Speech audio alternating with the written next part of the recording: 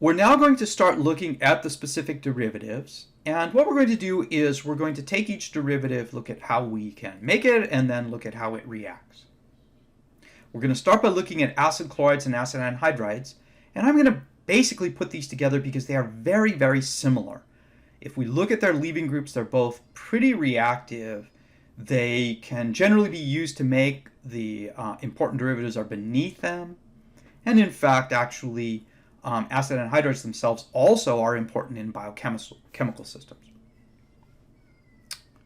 So let's look at how we first of all, make these two substances. So we're going to make acid chlorides directly from the carboxylic acid using a reagent that we actually talked about in first semester. The reagent has the formula SOCl2, and it has the name thionyl chloride. And in first semester, we used this on alcohols to replace the hydroxyl group with a chlorine. Interestingly enough, unlike most reagents, it turns out that the reaction on an alcohol and the reaction on a carboxylic acid, which also has an hydroxyl group, is essentially identical in terms of its overall observed effect. So we can use a carboxylic acid, which also has a hydroxyl group, thionyl chloride, and we can replace that OH with a chlorine. So this derivative is made directly from the carboxylic acid. We're not going to talk about the mechanism of this. It's really not central to our understanding of this. This is basically an observed reaction. You just want to memorize it. It's a classical reaction. It's very likely to show up on a standardized exam. To make an acid anhydride then, what we're actually going to do is start with the acid chloride, and we're going to treat it with a carboxylate.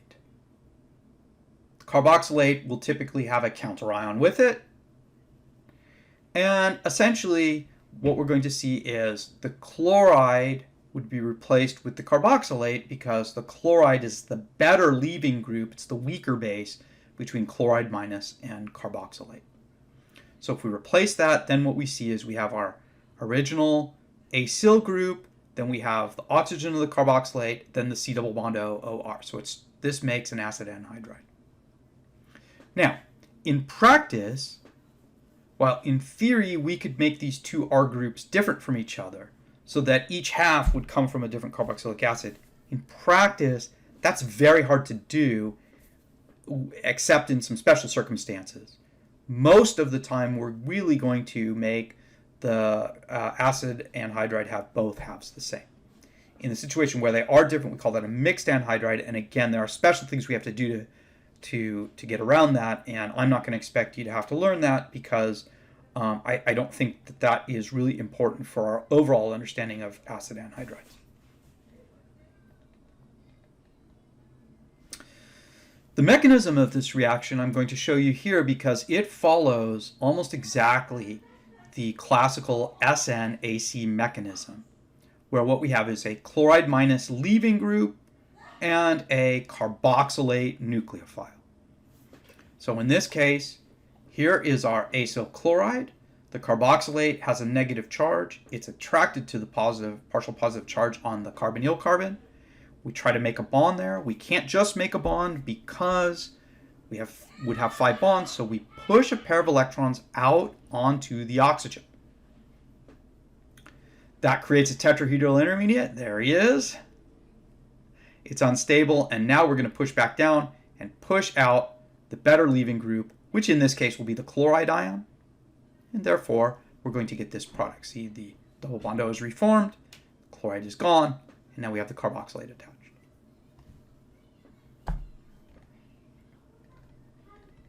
Now, acid chlorides and acid anhydrides actually have a variety of reactions, some of which we've already seen.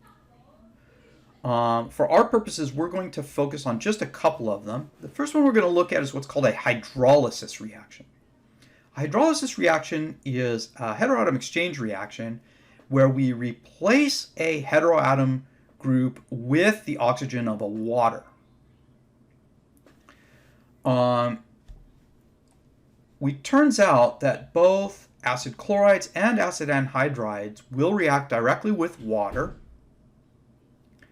And in that process, the water oxygen will become attached. It will become deprotonated, so it effectively leaves behind an OH, and the leaving group will be taken off.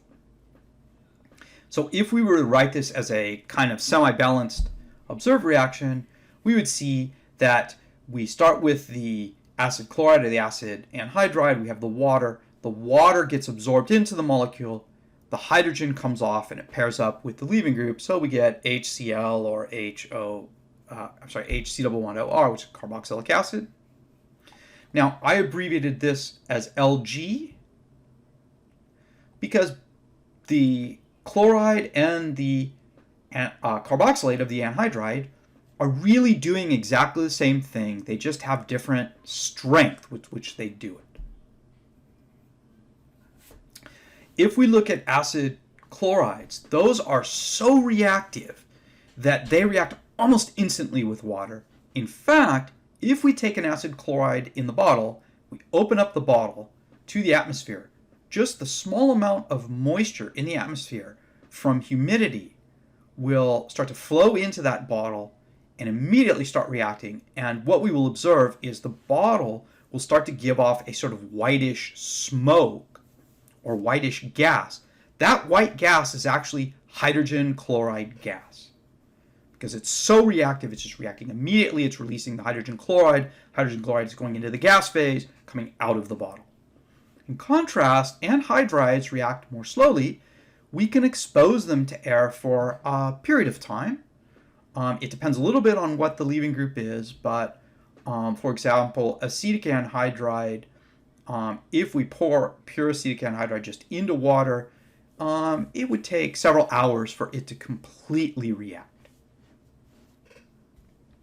The mechanism of this is essentially an SN-AC.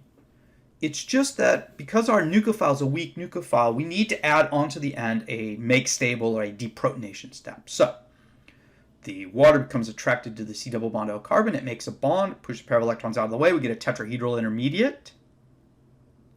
That tetrahedral intermediate is unstable. We have pressure coming down from the oxygen trying to push something out. If the leaving group is chloride, it's a better leaving group. It gets pushed out. We don't go backwards. If the leaving group is carboxylate, what we're going to do is go backwards most of the time. So we're going to get an equilibrium. We're going back and forth. But every once in a while, the carboxylate will be pushed out. Then the intermediate will be deprotonated. And now we'll have carboxylic acid plus the leaving group left over. So again, acid chlorides are not stable in water because they're so reactive, whereas acid anhydrides can be handled in the atmosphere for a short period of time without too much decomposition. Another reaction that we looked at of acid chlorides was the reaction of acid chlorides directly with lithium dialkyl cuprates. We called this cuprate coupling. This was a reaction from our chapter on ketones. What we see is if we start with the acid chloride, we can replace the chlorine with a carbon group that is on a cuprate. We label that R prime, that carbon group R prime, because it can be different from our original carbon group. When we replace the chloride, we then end up with a molecule that looks like this, where we have the carbonyl carbon attached to two carbon groups. That's a ketone. So this was a way of synthesizing ketones.